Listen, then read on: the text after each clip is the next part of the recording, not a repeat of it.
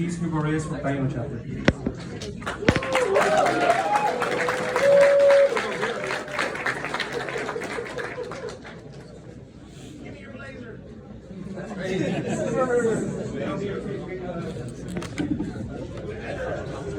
Everyone hear me all right? So I need to speak louder? Is that good? That's good. Louder? Good? All right. So, my name is Hugo Reyes. I don't know if anyone here knows me, but I go by Juice as well, as a Hugo. I pledged on the Mija line back in '95. Just to give you a little background, I kind of started getting involved around 2012. I was Bohique for the Tamayo line, and then from there I became national vice president in 2013. After that, regional director for 2 years, 2014 and 15. Along the way, I got a Silver Shield, Region of the Year. I just recently got the Taino Legacy Award. And then I have Jairo Paredes over here, who's also on the BOT. And he, single line, 1992, back at Taino. Yep. So he was the expansion officer back then for about 6 years. He was cacique for the following expansion lines: Saragua, Diamante, and Zar. He was also involved with the Mexica and Koji at one point.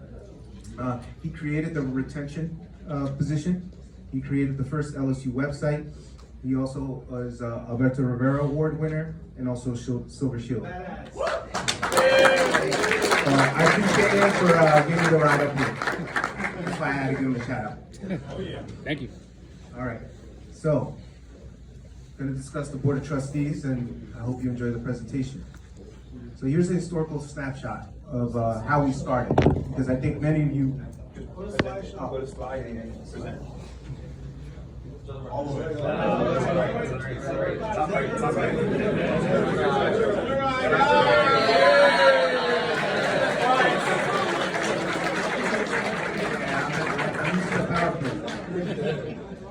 All right. So, historical snapshot, how we started. So the introduction was we met back in Colorado back in 2015 at the convention that we had, which was nice. Appreciate it. Denver was nice. It was cool. So it was Freddie Rambe, Jose Sabater, Carlos Hendricks, Joe Gonzalez, who was the president at the time. He needed a lot of help because he was just by himself. He had no national board. And he wanted to know how alumni could support the fraternity. And they said, okay, we'll create a task force. It wasn't a BOT yet, right? And it was made up of past LSU presidents, board members, alumni from different regions, New York, PA, Florida, New Jersey. They got all called to action. And some of the tasks that were accomplished by the task force were to address the pain points. We did establish the national headquarters, and we had a ribbon cutting ceremony back in 2016. We hired executive directors for the first time. That was Gilbert Vega and Jonathan Fernandez. We increased membership. We developed the Board of Trustees 2 years later, provided support to the national president, increased fundraising, and created the judicial board, which exists today. And then we implemented the design of our current LSU79.org website. I think that was also Jairo assisting the national board. So here's how our leadership has gone through the ages.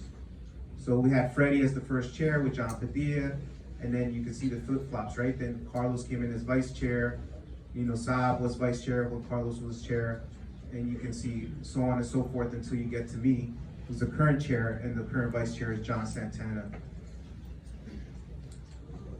So evolution of our fraternity. So we were founded, right, back in '79, expansion within New Jersey, first chapter at Azteca, right? Yeah. Then state board was established. After the state board, we expanded outside of New Jersey. My chapter brothers at Tikal, Bloomsburg. Then the national board was established after that. Then we had regional boards established, alumni chapters, Board of Trustees, Judicial Board, and then what's the future. So I want to explain what the BOT is not, because there's been a lot of rumors, misnomers about who we are, what we do, and I just want to be straight up about what we are not. We are not an exclusive membership. The only exclusivity there is that you have to meet certain criteria to be part of the BOT, but we're not exclusive. We do not want or intend to take over the national board. We're not the Illuminati, all right? we're not this clandestine group that's like, you know, running the whole organization behind the scenes. No, that is not what we are, all right? We don't want to run or control the organization, all right? We're not involved in the new member education process. We are outside of that. We have no say or control. That's Omar and everyone else that, you know, Literally just me. runs Literally me. And then most importantly, the BOT is not and does not want to be exclusive to New Jersey. You know, when we were first established as a task force, we had a lot of different brothers from different regions. But then what happens is the majority, because we're in Jersey, kind of gravitated in that direction. But that's not what we want. We want brothers from other chapters, from other regions. We just recently asked brothers from Pennsylvania and Virginia to be a part of the BOT. So hopefully they'll join. You know, I just talked to Carlos, and I think Carlos is going to look into it after he's done being regional director. And we're going to keep looking into, we specifically want now brothers that are outside the state of New Jersey. So I want everyone to understand that the BOT is going to be representative of the entire frat, the entire, you know, across the country. So I don't want anybody to think that we're just New Jersey focused. And whenever, even if we are New Jersey, we're always focusing on the entire organization, just so you know that. We're not focusing just on the state of New Jersey or just on the region 1. Like, we're always thinking about the entire frat. So I just wanted to give an example of what general roles of the BOT are. I'm not going to go through every single one here, but, you know, BOT's roles and responsibilities of BOTs for the most part are governance and oversight, right? Whether that's policy, strategic planning, leadership and direction, hiring and evaluating the executive director or CEO. We don't hire the national board president, but we could get involved in assisting in hiring a new executive director if we ever had one, right? Succession planning, vision and mission alignment with the national board. That's really important, right? Like the president of the United States, right? He can't tell the country what to do, but he can like try to steer it in the right direction, right? So that's kind of like what we want to do as a BOT. We want to be very much involved in fundraising and resource development on the side to help complement the entire national board. There's risk management, obviously, legal and ethical compliance. So we want to make sure that we're looking at many of the things that might upset the fraternity if we don't, like for example, the taxes that Norman was talking about, right? We want to make sure we're looking at that, right? Risk management, we want to make sure that those are being filed on time. Advocacy and public relations, public representation, stakeholder engagement. So we want to ensure this for the work, right? Accountability and transparency. So we also want to be transparent. So we also will have our documents available for people to see. It's not a secret, you know.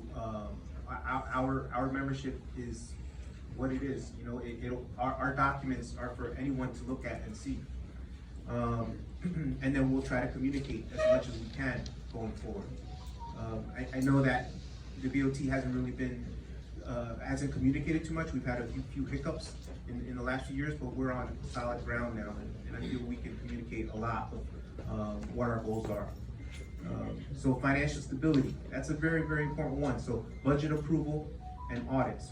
So that's what we work with Norman on a regular basis. So we get quarterly reports from the National Board President. We're going to work on creating a report that, you know, he lets us know how the fraternity is doing. And that's what's important for us as the BOT to understand, you know, hey, how can we help you if the organization is not, you know, going in the right direction? Right? That's what we're there for. Strategic alignment, mission fulfillment, and long-term planning, especially if it's anything that we can assist with. Again, ethical standards, and then community impact, needing assessments or outcomes of measurement. That's big wording. So this is what we are, based on what you just saw, right? We're transparent. We collaborate with the national board and provide guidance. We're an inclusive body with past members from Florida and New York. I know at one time I invited my panita Brian Martinez, and he couldn't do it. But Mike Pinto, former national president, he was on the board of trustees, became a lifetime member. We're always looking to add new members from all regions and states. Again, I'm reiterating that. We ensure the national board meets its fiduciary responsibilities. And again, Norman expressed to you how he's worked a lot of communication with us, and that's gone a long way. We assist in setting the vision and strategic direction of the frat, ensure our constitution, policies, and bylaws align with our mission, and we safeguard the brand and identity of org. So that's really important, right? So our letters, anything that's trademarked, anything that's an IP, right? Those things are important. We don't want anybody else going out there and say, oh, we're gonna create our own LSU somewhere else. Like, no, these are trademarked. But how do you ensure that those things don't expire? How do you make sure that people aren't taking advantage of it? Or if we have any vendors, right? Making sure that these vendors are paying for the right to use these things. Because, people shouldn't be out there using our brand and image and making money off of it if we aren't, right? So that's where we also come in, and we have to establish these rules. So who we are. We're comprised of over 250 years of active brotherhood and professional experience amongst the group.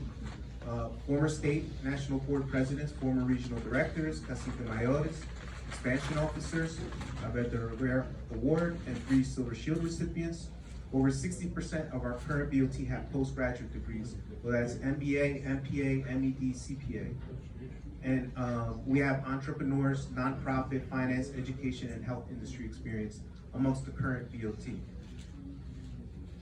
So this is kind of how we see the structure of the organization. So you have the national board, and you have the undergrad regional boards. I kind of put alumni regional boards there. I don't know if that's something that we'll have in the future or not, but it'll roll into the undergrads where it's at, right? I think any alumni will probably roll under the undergrads. Then you'll have the regions, and then you have undergrad and alumni chapters, right? And then you have the board of trustees. If we ever have an executive director, it would be shared between the national board and board of trustees.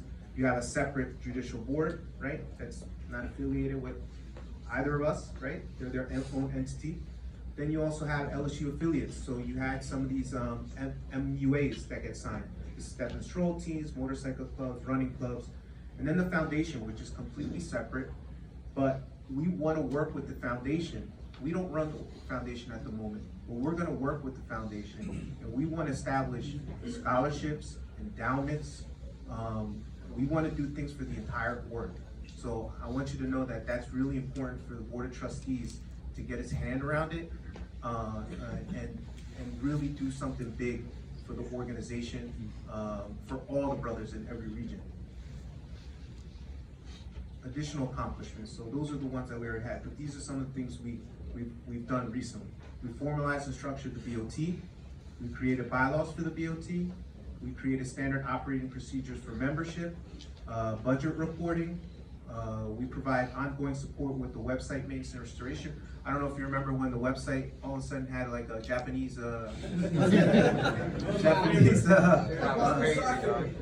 like a Sephora, Japanese Sephora. It's like, so that was Mr. Paredes over there fixed it because it got hit with a DDoS attack. We hold bi-monthly meetings and an annual retreat. We participate in all LSU conventions. We're here today, and we provided funds for Region 4 luncheon. Region 4. Hey. Right? So, we didn't do it as a collective, but many of the BOT members felt like, hey man, we need to do this. We need to help these guys out.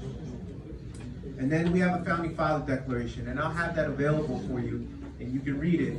And it's basically the Founding Fathers have said that the BOT is an essential entity of this organization, and I had it signed by 10 of the Founding Fathers.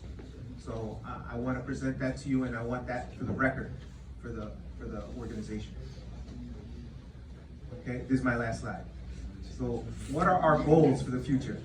Strengthen the communication between national board, regional boards, and alumni members. That's going to be really key, right? It goes along with what Carlos was saying. Create a standard operating procedure for brand, IP, and trademark protections. Create one for reports from the national board president. So there's even more transparency there. Identified qualified candidates for BOT membership. We need more members. We currently have, we can have up to 21. We currently have 14, and of those nine. And of those, 14 can be selected by us. The other 7 can be selected by the national board, and those, we can work with figuring out who needs to be on the BOT, and we'll work with Eric in the future with identifying those candidates. Create a succession plan for future BOT selections. Similar. Develop an alumni speakers bureau database. So we want to be able to have a bunch of alumni speakers that have a lot of experience, so that if your chapter or your region needs someone to come and speak about a specific topic, I don't know, health, Medicine. huh? Medicine, yep, medicine, anything like that. Anything that you need specifically, you can look in that database, you can identify the brother, whether he's local or regional, and see it, and if he's available. As long as he's in that database, he's willing to come and do it. So we want that available for the entire organization. Explore a mentor match program. I think that's going to be important to be able to develop leaders. Many of you here, I hope, take on these positions of being a regional board member, of being part of your organization. It's really important, man. And I think mentoring, matching with someone will help. That's what helped get me here. Freddie Rambe came to me. I didn't expect to be here. I was a social chair at Taino chapter. Study the creation of a national endowment fund. Work with the national board to create a webpage for BOT and lifetime members. Again, we'll look to do that. Research not-for-profit avenues for future funding of the org. Establish a dashboard for key performance indicators for the BOT. So we want to check ourselves and want you guys to see that we're checking ourselves. And implement an organizational chapter survey. So that survey is going to be important. We want to basically ask you guys, what do you guys want? What do you guys need, for support? So definitely be on the lookout for that in the future. And this is our current BOT. So I'm the chair, John Santana is the vice chair, Jairo is the secretary, the co-treasurer are Elvin and Pidi, ex Castellana, and the ex officio who's on his way out is Johnny Mesquita from Azteca. So take a picture if you want to call anyone there, or you want to hit their IG up. Questions? Yes. So, where can one see who's on the board of trustees? We don't have a web page right now, but I can provide a list if you need that. And how many of them are Region 1? Most of them are right now. Like how many out of the 21 each have? Oh no, so right now we have nine active Region 1. Jules, can you speak into the mic Yeah. and repeat the question? So he wanted to know who's from Region 1, how many are currently active. So I was just saying that right now, out of the 14 that we can have, right, we have 9 active. And yes, they all are from Region 1, but we've actively recruited for more. Like, I'm gonna give you an example. We asked Eric Lang, Pennsylvania, okay? He can't do it at this time. We wanted him. It's not something that we can just say, hey, we want someone from that region, right? And you can't force it either, right? Because if someone doesn't want the position, or they can't do it at this time, then you can't have someone from that region, right? So that's what's difficult. You have to ask someone that believes in the mission and is willing to do it. And right now, we're actively looking for people that are out of Region 1. And so if any of you guys know some old school brothers that want to come back, that want to contribute, that want to be part of the Board of Trustees, come see me, Jairo, give me their names, and we will contact them.